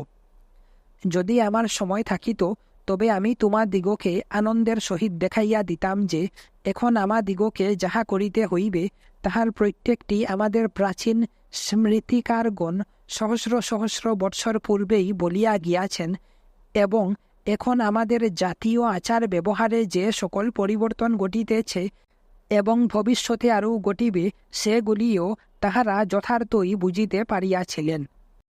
তাহারাও জাতিভেদ লোপকারী ছিলেন, তবে আধুনিক দিগের মতো নহে। তাহারা জাতিভেদ রাহিত্য অর্থে বুঝিতেন না যে, শহরের সব লোক মিলিয়া একত্র মদ্যমাংস আহার করুক, অথবা যত আহম্মক ও পাগল মিলিয়া যখন যেখানে যাহাকে ইচ্ছা বিবাহ করুক, আর দেশটাকে একটা পাগলা গারদে পরিণত করুক। অথবা তাহারা ইহাও বিশ্বাস করিতেন না যে, বিধবাগণের পতির সংখ্যা দ্বারা কোনো জাতির উন্নতির পরিমাণ নির্ণয় করিতে হইবে। এরূপ করিয়া উন্নত হইয়াছে এমন জাতি তো আমি আজ পর্যন্ত দেখি নাই। ব্রাহ্মণই আমাদের পূর্বপুরুষগণের আদর্শ ছিলেন। আমাদের সকল শাস্ত্রেই এই ব্রাহ্মণের আদর্শ চরিত্র উজ্জ্বল বর্ণে চিত্রিত হইয়াছে।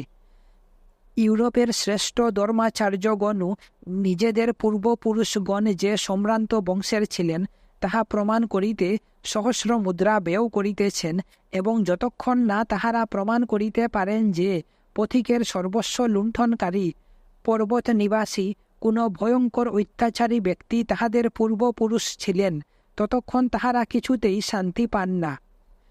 অপরদিকে আবার ভারতের বড় বড় রাজবংশধরগণ প্রমাণ করিতে চেষ্টা করেন, কৌপিনধারী অরণ্যবাসী ফল মূলাহারী বেদ অধ্যায়ী কোনো প্রাচীন ঋষি হইতে তাহাদের বংশের উৎপত্তি। এখানে যদি তুমি কোনো প্রাচীন ঋষিকে তোমার পূর্বপুরুষ রূপে প্রতিপন্ন করিতে পারো, তবে তুমি উচ্চ জাতীয় হইলে, নতুবা নহে। সুতরাং আমাদের অভিজাত্যের আদর্শ অন্যান্য জাতি হইতে সম্পূর্ণ পৃথক। আধ্যাত্মিক সাধনা সম্পন্ন ও মহাত্যাগী ব্রাহ্মণই আমাদের আদর্শ। ব্রাহ্মণ আদর্শ বলিতে আমি কি বুঝিতেছি? যাহাতে সাংসারিকতা একেবারে নাই এবং প্রকৃত জ্ঞান প্রচুর পরিমাণে বিদ্যমান, তাহাই আদর্শ ব্রাহ্মণত্ব। ইহাই হিন্দু জাতির আদর্শ।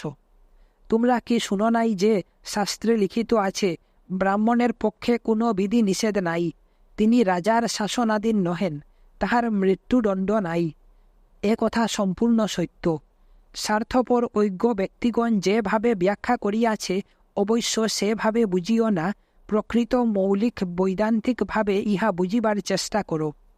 যদি ব্রাহ্মণ বলিতে এমন ব্যক্তিকে বুঝায় যিনি স্বার্থপরতা একেবারে বিসর্জন দিয়াছেন, যাহার জীবন জ্ঞান ও প্রেম লাভ করিতে এবং উহা বিস্তার করিতেই নিযুক্ত, কেবল এইরূপ ব্রাহ্মণ ও সৎ স্বভাব ধর্মপরায়ণ নরনারী দ্বারা যে দেশ অধ্যুষিত, সে জাতি ও সে দেশ যে সর্বপ্রকার বিধি নিষেধের অতীত হইবে, ইহাতে আর আশ্চর্য কি?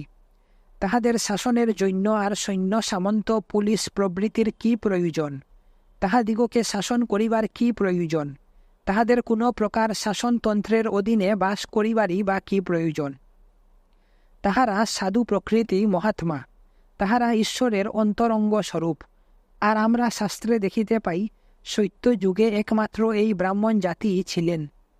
আমরা মহাভারতে পাঠ করি, প্রথমে পৃথিবীর সকলেই ব্রাহ্মণ ছিলেন, ক্রমে যতই তাহাদের অবনতি হইতে লাগিল, ততই তাহারা বিভিন্ন জাতিতে বিভক্ত হইলেন।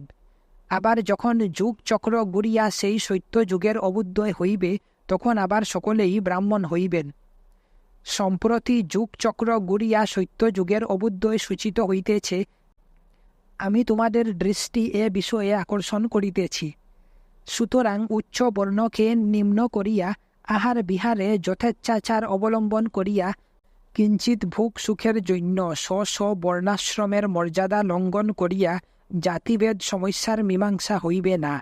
পরন্তু আমাদের মধ্যে প্রত্যেকেই যদি বৈদান্তিক ধর্মের নির্দেশ পালন করে, প্রত্যেকেই যদি ধার্মিক হইবার চেষ্টা করে, প্রত্যেকেই যদি আদর্শ ব্রাহ্মণ হয়, তবেই এই জাতিভেদ সমস্যার সমাধান হইবে। তোমরা আর্য, অনার্য, ঋষি, ব্রাহ্মণ অথবা অতি নীচ অন্তৈজ জাতি যাহাই হও, ভারতবাসী সকলেরই প্রতি তোমাদের পূর্বপুরুষগণের এক মহান আদেশ রহিয়াছে। তোমাদের সকলের প্রতি এই এক আদেশ, সে আদেশ এই: চুপ করিয়া বসিয়া থাকিলে চলিবে না, ক্রমাগত উন্নতির চেষ্টা করিতে হইবে। উচ্চতম জাতি হইতে নিম্নতম পারিয়া অর্থাৎ চণ্ডাল পর্যন্ত সকলকেই আদর্শ ব্রাহ্মণ হইবার চেষ্টা করিতে হইবে। বেদান্তের এই আদর্শ শুধু যে ভারতেই খাটিবে তাহা নহে, সমগ্র পৃথিবীকে এই আদর্শ অনুযায়ী গঠন করিবার চেষ্টা করিতে হইবে। আমাদের জাতিভেদের ইহাই লক্ষ্য। ইহার উদ্দেশ্য ধীরে ধীরে সমগ্র মানব জাতি যাহাতে আদর্শ ধার্মিক হয়, অর্থাৎ ক্ষমা, ধৃতি, শৌচ, শান্তিতে পূর্ণ হয়, উপাসনা ও ধ্যান পরায়ণ হয়। এই আদর্শ অবলম্বন করিলেই মানব জাতি ক্রমশ ঈশ্বর লাভ করিতে পারে। এই উদ্দেশ্য কার্যে পরিণত করিবার উপায় কি? তোমাদিগকে আবার স্মরণ করাইয়া দিতেছি যে অভিশাপ, নিন্দা ও গালি বর্ষণের দ্বারা কোনো সৎ উদ্দেশ্য সাধিত হয় না। অনেক বর্ষ ধরিয়া তো এইরূপ চেষ্টা হইয়াছে, কিন্তু তাহাতে কোনো সুফল হয় নাই। কেবল ভালোবাসা ও সহানুভূতি দ্বারাই সুফল প্রাপ্তির আশা করা যাইতে পারে। কি উপায় এই মহান উদ্দেশ্য কার্যে পরিণত করা যায়, ইহা একটি গুরুতর সমস্যা।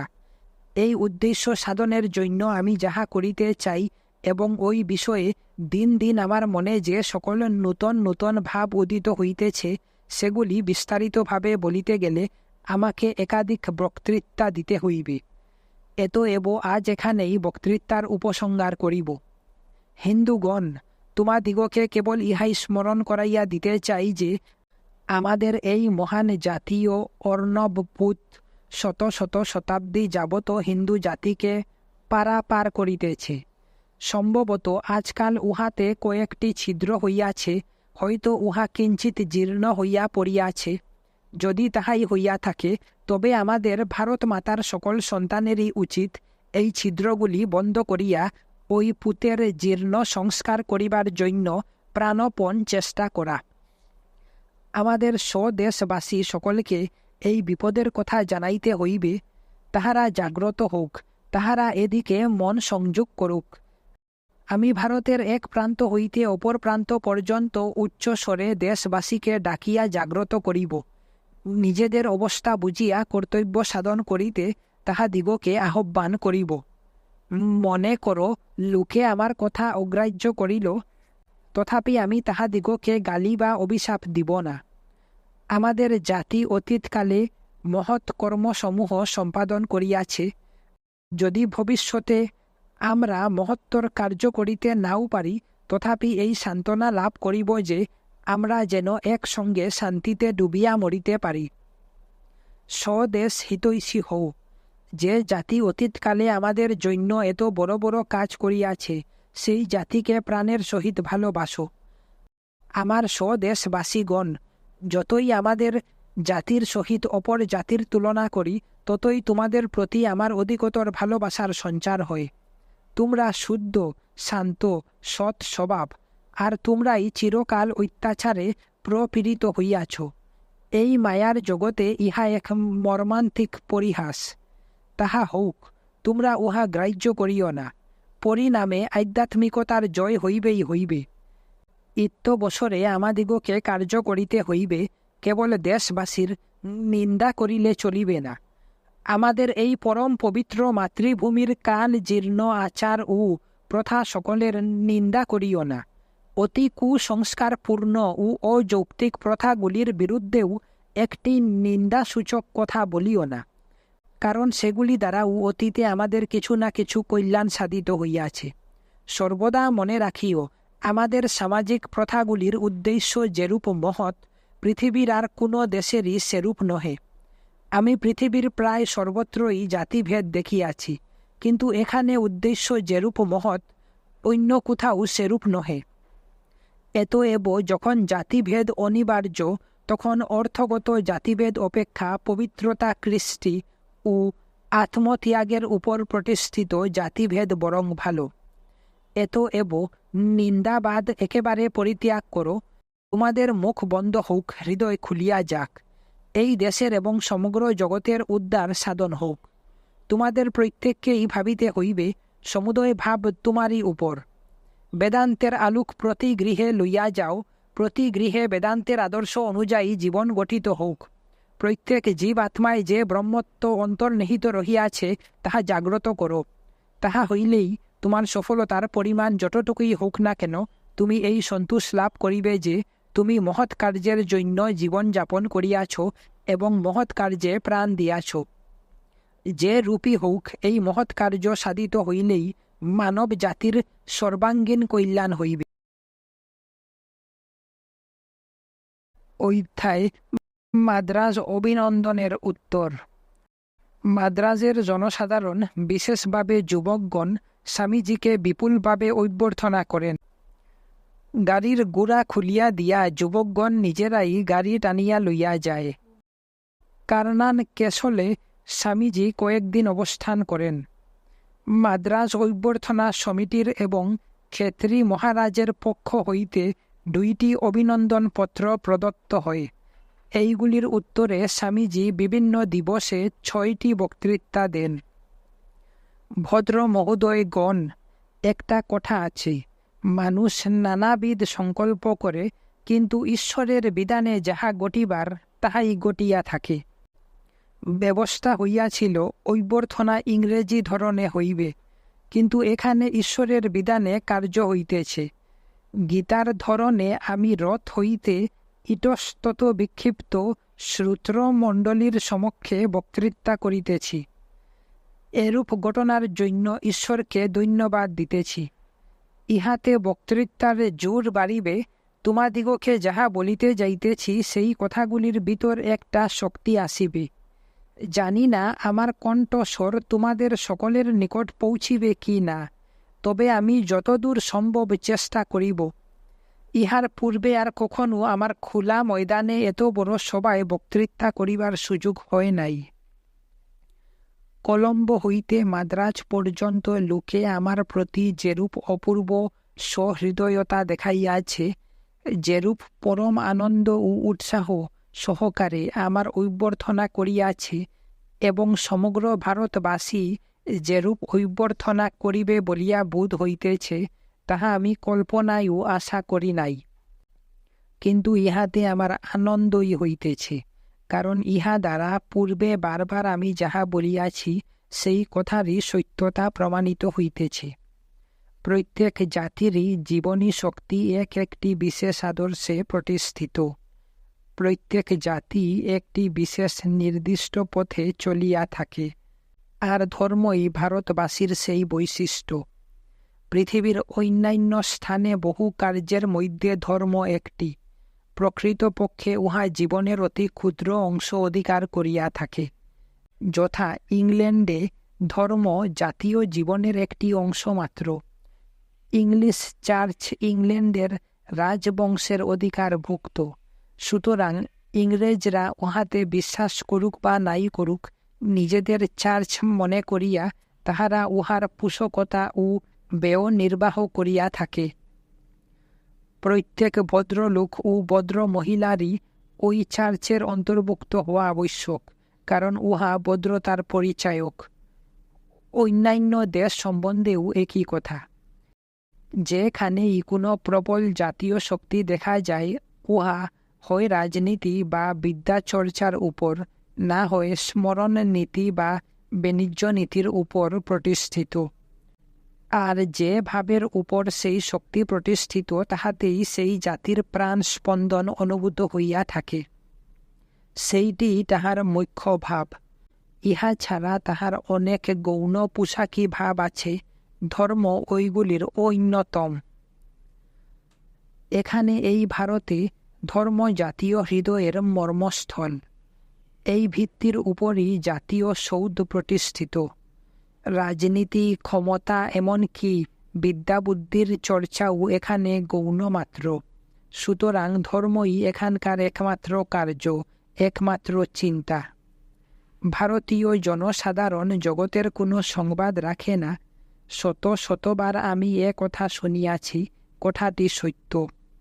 কলম্বোয় যখন নামিলাম, তখন দেখিলাম ইউরোপে যে সকল গুরুতর রাজনীতিক পরিবর্তন ঘটিতেছে, যথা মন্ত্রিসভার পতন প্রভৃতি সম্বন্ধে সাধারণ লোক কোনো সংবাদ রাখে না। তাহাদের মধ্যে একজনও সোশিয়ালিজম, এনার্কিজম প্রভৃতি শব্দের অর্থ এবং ইউরোপে রাজনীতিক ক্ষেত্রে যে সব পরিবর্তন ঘটিতেছে সেগুলির কথা কিছুই শুনে নাই। কিন্তু ভারতবর্ষ হইতে চিকাগোর ধর্ম মহাসভায় একজন সন্ন্যাসী প্রেরিত হইয়াছিলেন এবং তিনি কটকতা কৃতকার্য হইয়াছেন, এ কথা সিঙ্গলের আবাল বৃদ্ধ বনিতা শুনিয়াছে। ইহাতে প্রমাণিত হইতেছে যে তাহাদের সংবাদ সংগ্রহ করিবার আগ্রহের অভাব নাই, তবে সেই সংবাদ তাহাদের উপযোগী হওয়া চাই। তাহাদের জীবনযাত্রায় যে সকল বিষয় অত্যাবশ্যক, তদনুযায়ী কিছু হওয়া চাই। রাজনীতি প্রভৃতি বিষয়ও কখনও ভারতীয় জীবনের অত্যাবশ্যক বিষয় বলিয়া পরিগণিত হয় নাই। কেবল ধর্ম ও আধ্যাত্মিকতার বলেই ভারত চিরকাল বাঁচিয়া আছে ও উন্নতি করিয়াছে এবং উহারই সাহায্যে ভবিষ্যতে বাঁচিয়া থাকিবে। পৃথিবীর সকল জাতি দুইটি বড় সমস্যার সমাধানে নিযুক্ত। ভারত ইহার মধ্যে একটির এবং অন্যান্য জাতি অপরটির মীমাংসায় নিযুক্ত। এখন প্রশ্ন, এই দুইটির মধ্যে কোনটি জয়ী হইবে? কিসে জাতি বিশেষ দীর্ঘ জীবন লাভ করে, কিসেই বা কোনো জাতি অতি শীঘ্র বিনাশপ্রাপ্ত হয়? প্রেমের জয় হইবে না ঘৃণার? ভোগের জয় হইবে না ত্যাগের? জড় জয় হইবে না চৈতন্য? এ সম্বন্ধে ঐতিহাসিক যুগের অনেক পূর্বে আমাদের পূর্বপুরুষগণ যেরূপ সিদ্ধান্ত করিয়া গিয়াছেন, আমাদের বিশ্বাসও সেই রূপ। ঐতিহ্যও যে অতীতের ঘনান্ধকার ভেদ করিতে অসমর্থ, সেই অতি প্রাচীনকাল হইতেই আমাদের মহিমময় পূর্বপুরুষগণ এই সমস্যা পূরণে অগ্রসর হইয়াছেন এবং পৃথিবীর নিকট তাহাদের সিদ্ধান্ত প্রকাশ করিয়া উহার সত্যতা খণ্ডন করিতে আহ্বান করিয়াছেন। আমাদের সিদ্ধান্ত ত্যাগ, প্রেম ও অপ্রীতিকারী জগতে জয়ী হইবার পক্ষে সর্বাপেক্ষা উপযুক্ত। ইন্দ্রিয় সুখের বাসনা যে জাতি ত্যাগ করিয়াছে, সেই জাতি দীর্ঘজীবী হইতে পারে। প্রমাণস্বরূপ দেখো, ইতিহাস প্রতি শতাব্দীতেই অসংখ্য নূতন নূতন জাতির উৎপত্তি ও বিনাশের কথা আমাদিগকে জানাইতেছে। শূন্য হইতে উহাদের উদ্ভব, কিছুদিনের জন্য পাপের খেলা খেলিয়া আবার তাহারা শূন্যে বিলীন হইতেছে। কিন্তু এই মহান জাতিকে অনেক দুঃখ ও বিপদের সম্মুখীন হইতে হইয়াছে, অনেক কঠিন সমস্যার সমাধান করিতে হইয়াছে, যাহা পৃথিবীর অপর কোনো জাতিকে করিতে হয় নাই। তাহা সত্ত্বেও এই জাতি জীবিত রহিয়াছে, কারণ এ জাতি ত্যাগের পথ অবলম্বন করিয়াছে, আর ত্যাগ ব্যতীত ধর্ম কি করিয়া থাকিতে পারে? ইউরোপ এই সমস্যার অপর দিকটি মীমাংসা করিবার চেষ্টা করিতেছে। মানুষ কতদূর ভোগ করিতে পারে, ভালো মন্দ যে কোনো উপায়ে মানুষ কত অধিক ক্ষমতা লাভ করিতে পারে, নিষ্ঠুর হৃদয়হীন সহানুভূতি শূন্য প্রতিযোগিতাই ইউরোপের মূল মন্ত্র। আমরা কিন্তু বর্ণাশ্রম ধর্ম দ্বারা এই সমস্যা মীমাংসা করিবার চেষ্টা করিতেছি। এই বর্ণাশ্রম ধর্ম প্রতিযোগিতা নষ্ট করে, তাহার শক্তিকে খর্ব করে, উহার নিষ্ঠুরতা হ্রাস করে, বর্ণাশ্রম দ্বারাই এই রহস্যময় জীবনের মধ্য দিয়া মানব আত্মার গমনপথ সরল ও মসৃণ হইয়া থাকে। এই সময়ে প্রায় 10,000 লোকের জনতা নিয়ন্ত্রণ করা অসম্ভব হইয়া উঠে। সকলে স্বামীজির কথা শুনিতে না পাওয়ায় তিনি এই বলিয়া বক্তৃতা শেষ করিলেন, বন্ধুগণ, আমি তোমাদের অদ্ভুত উৎসাহ দেখিয়া বড়ই সুখী হইলাম। মনে করিও না আমি তোমাদের প্রতি কিছুমাত্র অসন্তুষ্ট হইতেছি, বরং তোমাদের উৎসাহ প্রকাশে আমি বড়ই আনন্দিত হইয়াছি। ইহাই চাই, প্রবল উৎসাহ, তবে ইহাকে স্থায়ী করিতে হইবে, সযত্নে ইহা রক্ষা করিতে হইবে। এই উৎসাহ অগ্নি যেন কখনো নিবিয়া না যায়। আমাদিগকে ভারতে বড় বড় কাজ করিতে হইবে, সেজন্য আমি তোমাদের সাহায্য চাই। এইরূপ উৎসাহ আবশ্যক, আর সভার কার্য চলা অসম্ভব। তোমাদের সদয় ব্যবহার ও সাগ্রহ অভ্যর্থনার জন্য আমি তোমাদিগকে অশেষ ধন্যবাদ দিতেছি। আমরা অন্য সময়ে ধীর স্থিরভাবে পরস্পর চিন্তা বিনিময় করিব। বন্ধুগণ, এখন বিদায়। তোমরা সকলে শুনিতে পাও, এইভাবে বক্তৃতা করা আর অসম্ভব হইয়া পড়িয়াছে। সুতরাং আজ অপরাহ্নে আমাকে দেখিয়াই তোমাদের সন্তুষ্ট থাকিতে হইবে। বক্তৃতা সুবিধামতো অন্য সময়ে ভবিষ্যতে হইবে। তোমাদের উৎসাহ ও অভ্যর্থনার জন্য তোমাদিগকে আবার ধন্যবাদ দিতেছি।